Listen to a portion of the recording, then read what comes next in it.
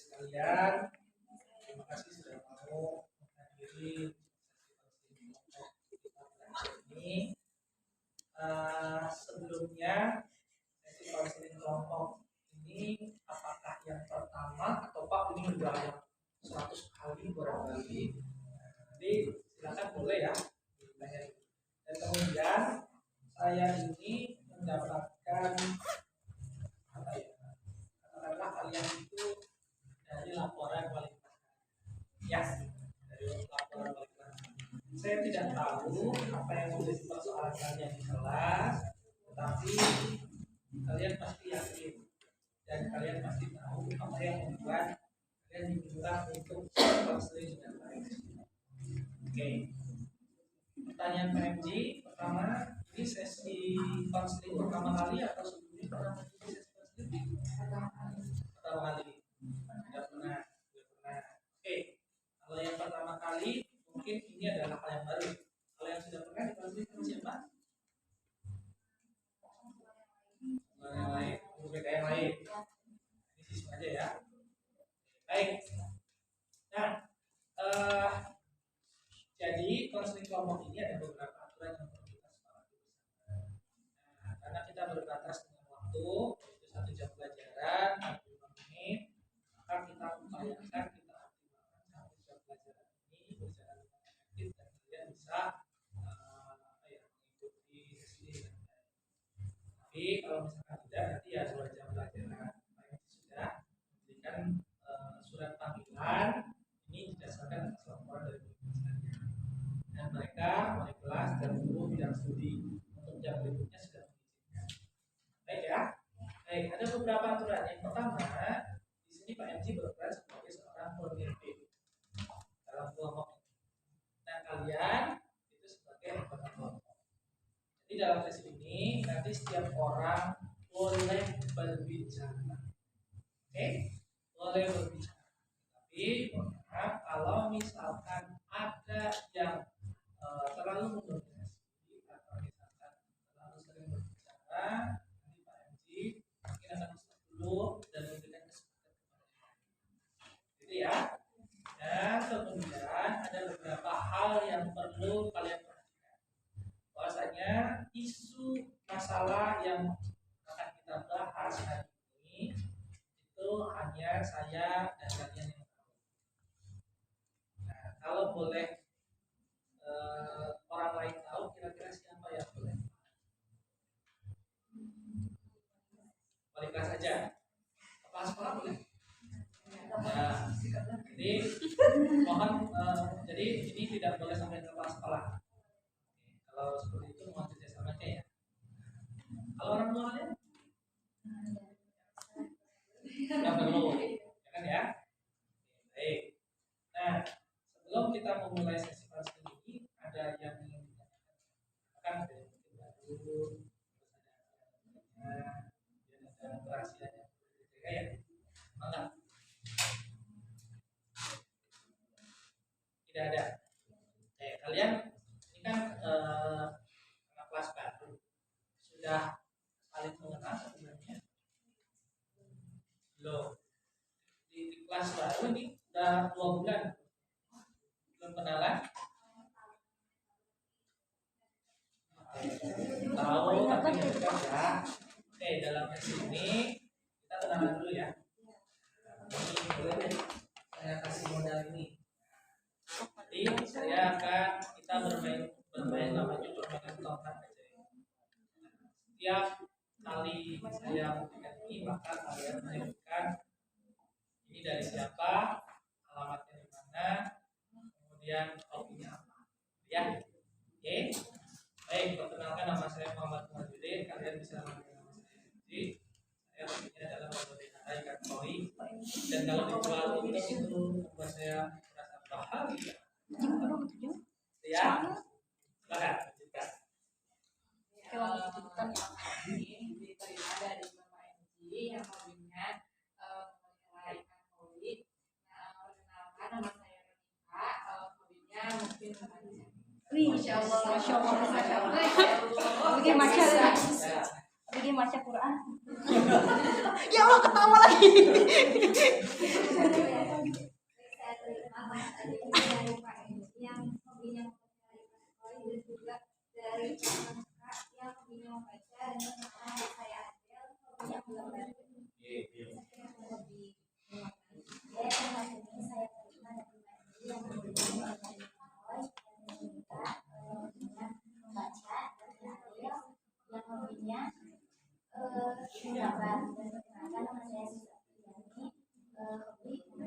Belajar menggambar memasak.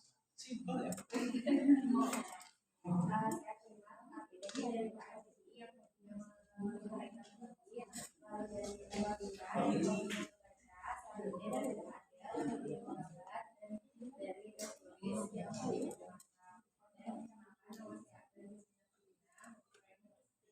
Oke.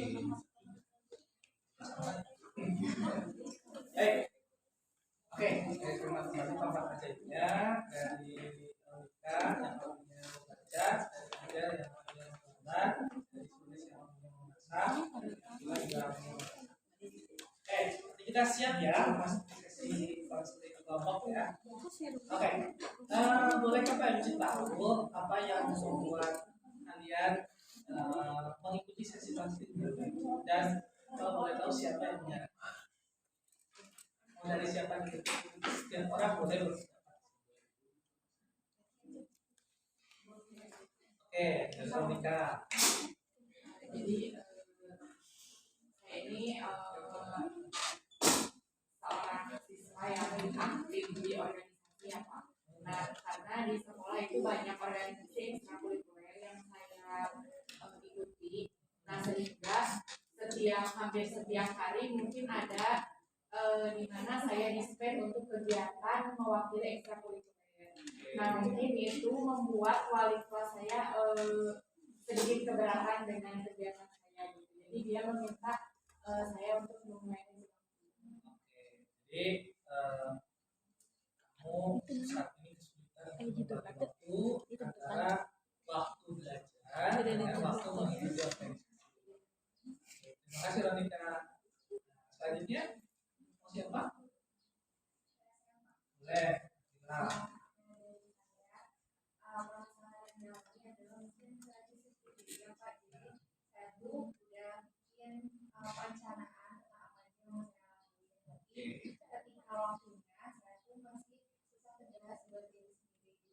Dan kadang semangat saya tuh kalau semangat banget gitu, tapi kalau lagi nggak semangat ya udah deh nggak apa-apa gitu, jadi kayak ya udah gitu itu kayak ya udah deh nggak apa-apa kan jalanin. Selama ini rencana yang sudah kamu tuliskan atau jadwalkan itu selalu gagal. Iya, betul. Selalu gagal ya. Jadi kesulitan menentukan prioritas mana dulu yang akan dikerjakan dan juga untuk mengelola waktu. Iya. Nah ya, baik juga dia mau siapa?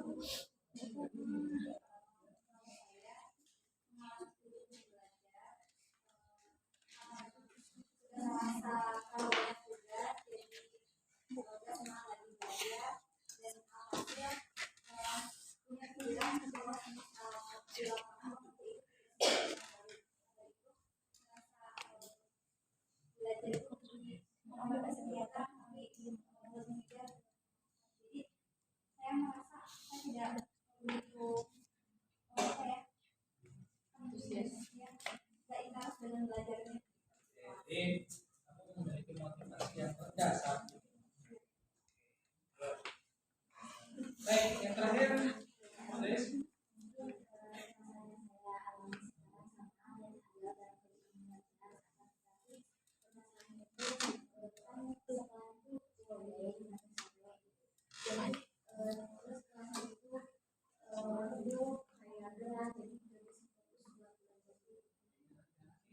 Nggak bisa fokus buat belajar. Jadi keadaan kelasnya bolehkah saya tahu seperti apa?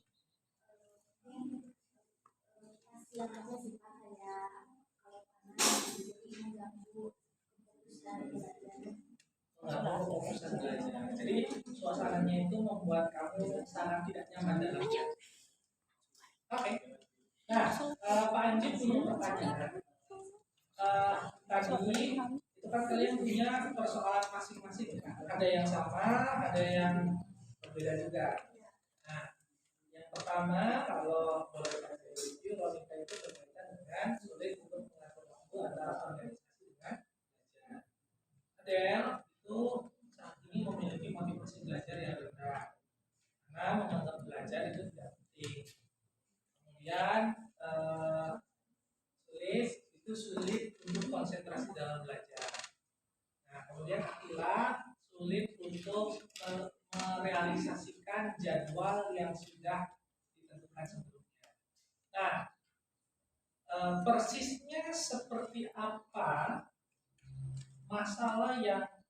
yang kalian hadapi, atau sehingga nanti tujuan dari sesi kita itu mau ngapain gitu. Dari siapa dulu nih? Di goal setting ya? Ya, jadi persisnya kalau Ronika itu kurang bisa memprioritaskan itu karena apa? Eksplorasi susahnya berdasarkan mungkin dalam kita bidang bahas. saya organisasi dan ekstrakurikuler itu bisa jadi jembatan saya untuk karir saya gitu. Jadi selama ini saya kebingungan juga gitu harus memprioritaskan apakah belajar atau organisasi karena sudah ditanamkan bahwa organisasi itu juga penting untuk pengembangan diri saya untuk karir kedepannya. Dan kamu lebih memikirkan organisasi daripada belajar. Dan persisnya memikirkan organisasi itu seperti apa? Misalnya saya bercita-cita menjadi perempuan, saya tuh aktif di Paskibra. Nah, ketika ada kan kegiatan Paskibra itu tidak selamanya di hari libur, pasti di hari-hari sekolah. Nah, jadi banyak dispennya gitu. Nah, ketika jam pelajaran saya sering dispen, terus guru mata pelajaran mungkin keberatan. Tetapi saya tetap memprioritaskan ke organisasi. Dan bagaimana caranya agar satu kamu organisasi tetap jalan dan belajar itu tetap dilaksanakan? Mungkin untuk lain kali gitu saya mengambil organisasi itu di waktu istirahat atau sepulang sekolah. Jadi kamu akan melakukan penataan jadwal khususnya ikut organisasi itu di jam organisasi ataupun di jam istirahat. Adakah cara lain agar kamu bisa melaksanakan itu namun guru juga memahami posisi kamu? Mungkin dengan prestasi di kelas. Prestasi di kelas. Baik, kalau ada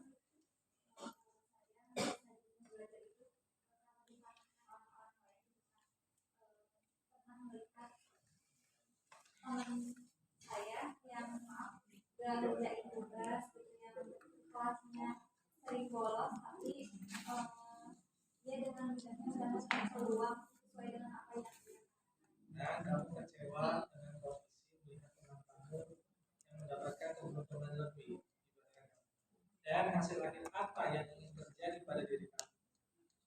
ini kembali lagi untuk motivasi belajar lagi karena memang pada akhirnya itu ujungnya memang Dan ketika kamu termotivasi kembali, seperti apa persisnya termotivasi?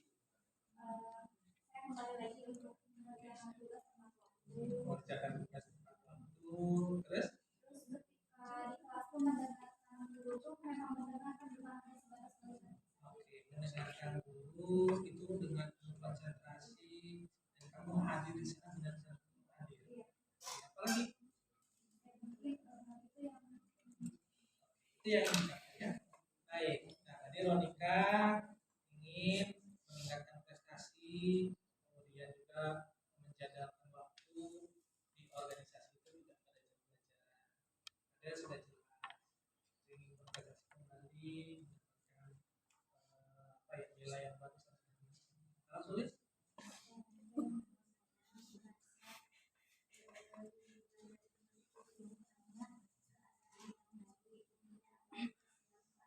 Oke.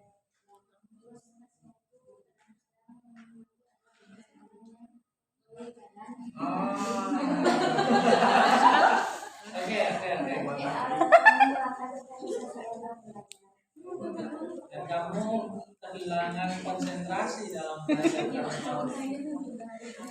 Selain itu, persisnya seperti apa lagi yang membuat kamu lebih berkonsentrasi? teman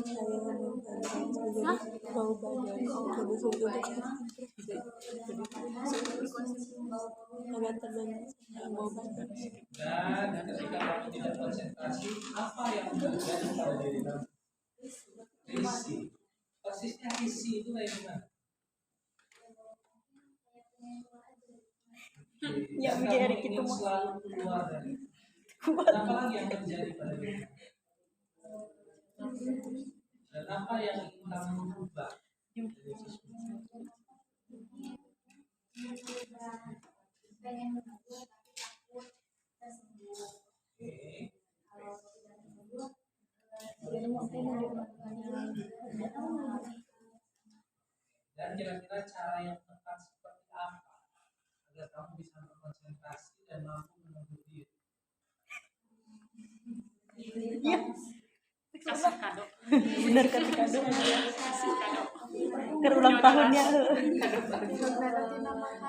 Iya bisa gini oke mau badan. Oke, baik. Ada pengalaman Bukan ketika ada kasus yang sama. Kalau itu kan SMA ya. Barangkali SD atau SMP itu ada mengalami kasus yang sama. Pernah. Bagaimana kamu menghadapi situasi itu?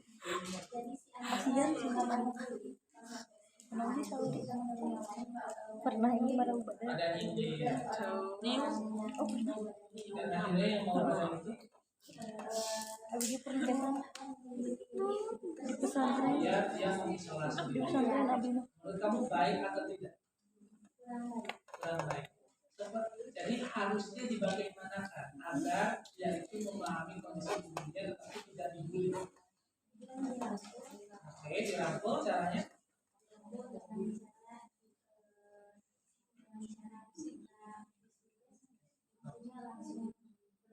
Oke, seandainya saya itu adalah orang yang mau badan itu, apa yang ingin kamu sampaikan kepada saya?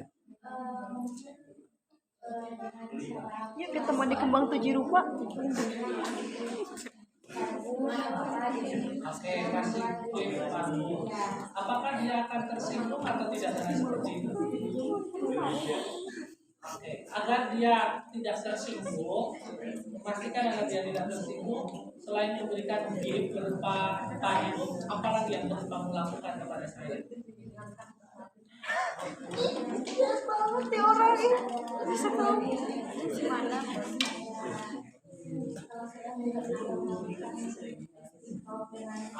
Oke. Itu cara kamu melakukan TikTok. Nah, dalam TikTok itu temanya apa?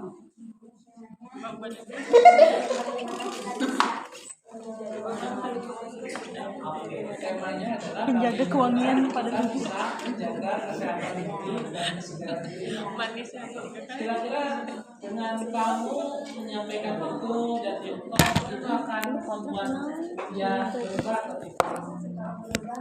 berbagi kegiatan tapi mungkin bisa memotivasi dan apalagi kalau kita yang tadinya latihan itu bisa memperkuat dalam Oke, dan seandainya dia berhasil merawat diri, dan apa yang terjadi pada diri kamu terkait dengan situasi belajar yang ada di sana? kita akan lebih nyaman meskipun dengan keadaan situasi yang panas kita bisa dengan cara keras kadang-kadang kalau mau badan itu melibatkan orang lain. Baik, terima kasih ya sudah menemukan solusinya, yaitu melakukan TikTok, kemudian membahas tentang isu kesehatan dan kebutuhan tubuh ya. Itu tidak akan masuk langsung ke sini dan Oke, ini 3 orang sudah sangat seru sekali. Tujuannya dari masing-masing sudah jelas. Oke, kalau Akila? Untuk jelasnya tuh kan kalau saya mungkin kedua yang biasanya tuh yang aku realisasiin gitu kadang diri saya tuh udah terlanjur capek gitu mau disuruh udah mau ngapain gitu tapi kadang tiba-tiba saya semangat tiba-tiba semangat gitu dikirain tapi jadinya nggak disiplin gitu saya harapkan saya bisa stabil gitu Pak. Jadi mungkin nggak tergesa-gesa tapi bisa semuanya terjadi pelan-pelan. Oke, dan kamu bisa stabil, bekerja sudah pelan-pelan, tetapi semuanya tuntas. Iya. Dan bolehkah kita kembali ke masa lalu? Ada satu momen di mana kamu benar-benar sudah menjadwalkan dan semua yang kamu sudah jadwalkan itu berhasil. Pernah? Kapan itu terakhir? 2 tahun yang lalu. Apa yang terjadi di sana? Saya punya tugas, tapi saya bisa mencatat dan melakukannya dengan baik. Jadi jadwal, tapi saya juga mewajibkan diri saya untuk melakukannya gitu meskipun emang keadaannya saya capek gitu, tapi saya mikirnya konsentrasi ke depannya gitu. Dan kamu menjadwalkan dan memastikan diri kamu mengerjakan. Persisnya seperti apa? Walaupun capek, tapi memastikan harus mengerjakan dan menyelesaikan itu. Kalau saya udah ada tugas, sebisa mungkin cari misalnya kalau nggak bisa dijaga sendiri, di hal-hal yang bisa membantu apa misalnya dari rumahnya atau orang-orang yang bisa membantu. Oke, bolehkah saya tahu di mana tempat yang paling nyaman untuk mengerjakan tugas? Di Starbucks. Oke, rumah sama kami. Kalau di rumah di depan ruang tamu. Kalau saya kan di pinggir kolam koi ini. Iya. Kalau kamu di mana? Di taman. Di taman. Kalau di coffee shop di mana? Beda-beda. Beda-beda. Yang paling sering di mana? Paling sering. Yang punya saudara itu di mana? Kadang coba-coba aja sih Pak. Jadi kalau hari ini di sini, nanti kemana gitu. Oke. Atau sambil cari makanan. Efeknya ketika kamu mengerjakan di tempat yang sesuai dengan kamu, apa yang terjadi pada diri? Lebih semangat sih, lebih Dan ketika kamu lebih semangat dan lebih fokus, jadwal yang sudah kamu tetapkan selesai. Tepat waktu. ya bisa lebih baik juga sih. Jadi yang perlu kamu lakukan adalah mencari tempat yang nyaman agar memastikan deadline jadwal kerjaan kamu terselesaikan semua. Baik, saya ingin bertanya kepada kalian semua. Pertama, ini kan sebenarnya isunya masing-masing konsistensi dan komitmen, betul ya? Ya kan?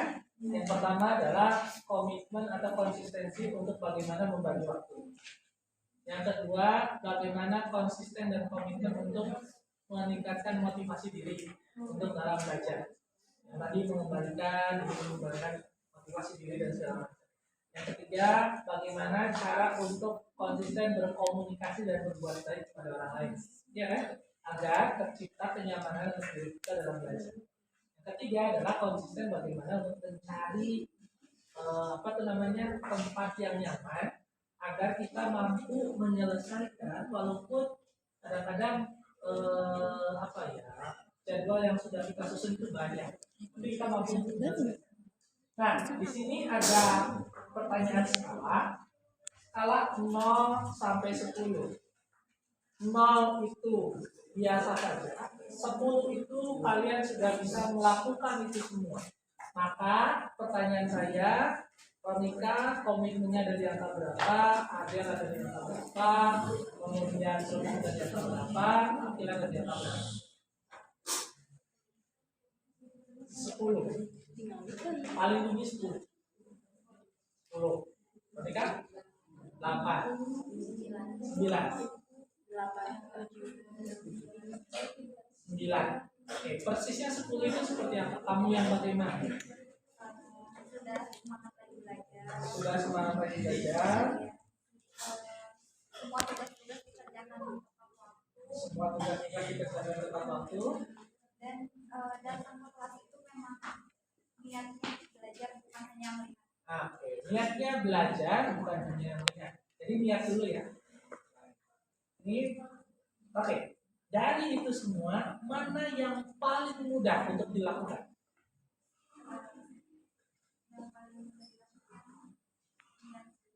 Niat dulu. Setelahnya, apalagi yang paling mudah dilakukan dan saya tahu bahwasanya kamu terjadi perubahan, kamu mengerjakan tugas. Jadi niat dulu, kemudian kamu berhasil mengerjakan tugas. Tugas dalam mata pelajaran apa? Semuanya. Yang paling mudah yang dikerjakan yang mana dulu? Matematika. Seandainya kamu menemukan kesulitan dalam mengerjakan matematika, apa yang bisa kamu lakukan? Belajar lewat aplikasi. Ruang guru ya. Oke. Jadi belajar menggunakan aplikasi ruang guru. Kira-kira kapan kamu akan membuka aplikasi ruang guru?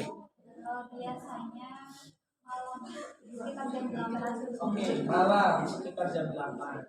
Baik, terima kasih Adel. Oke, saya langsung dulu ya. Saya langsung ke teknik memberikan messaging. Oke, karena sudah 10. Kebayang? Oke, Adel, terima kasih niat kamu untuk melakukan perubahan dan berkomitmen untuk menjadi siswa berprestasi tinggi sudah berada di atas 10. Yang perlu kamu lakukan adalah berjuang. Dimulai dari 1, memperbaiki niat kembali atau meniatkan kembali untuk benar-benar hadir dan hadir di dalam kelas dan khusyuk ketika belajar.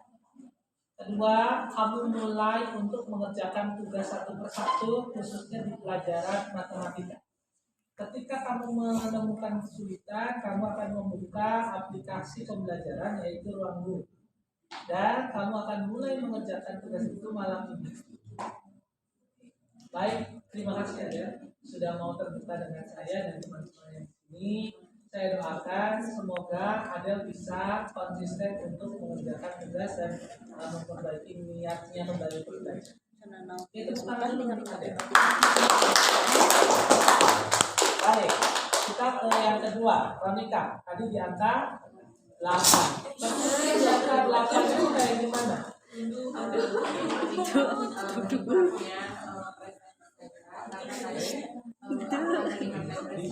Tapi ada beberapa organisasi yang tidak bisa.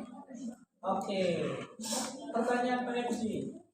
Bolehkah Pak MC tahu bagaimana cara kamu satu sisi kamu tetap bertahan di organisasi tersebut, tapi di sisi lain kamu bisa meningkatkan prestasi?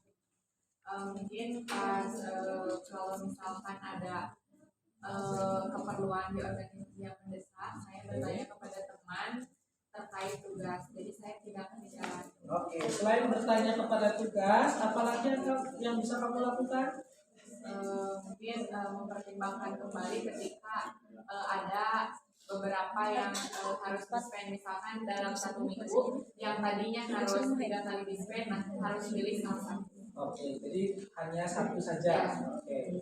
Kira-kira agar memastikan bahwasanya kamu memiliki komunikasi baik dengan guru kamu, kira-kira apa yang perlu dilakukan agar guru kamu itu tahu bahwasanya kamu itu dispensasi dan kamu menjadi siswa yang berprestasi?